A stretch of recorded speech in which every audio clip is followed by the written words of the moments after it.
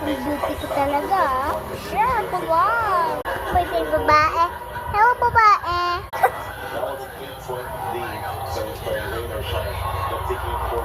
Ang baho ng mulangot mo. Kapatid, nandyan ka pa. Sabi ni mama, kanina ka pa daw dyan. Umalis na tayo. Bakit ate? Nagsabi na ba si ate na uuwi na tayo? Ano? Alis na nga lang tayo. Kapatid, tara na. Ate, uwi na lang po tayo. Kadawin, ayoko na makita yan. Yung mama ng poor.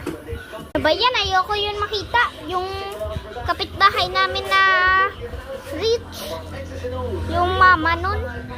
Tara na, uwi na tayo. Baka nandun na si mama. Umuwi na sa bahay.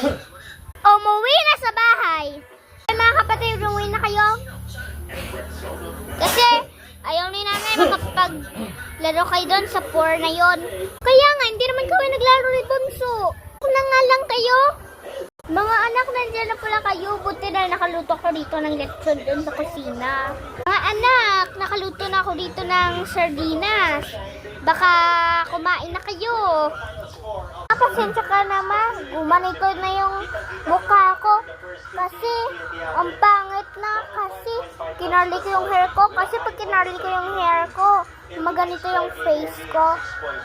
Pumasok na kayo para makakain na tayo. Kumain na ang lahat. Gabi mo, nabubusog ako dun sa niluto mo, ha? Super talaga. Kaya nga, super sarap. Super sarap. Ma, pwede po ba mag-request? Ano naman re-requestin mo, na? Yung request ko, ma, pwede po ba muna kami makalabas? Basta huwag ka lang kayo dun lumapit yung sa poor na yun. Saan na naman kayo pupunta? Anak, saan naman kayo pupunta? Sige, lumabas lang kayo dun.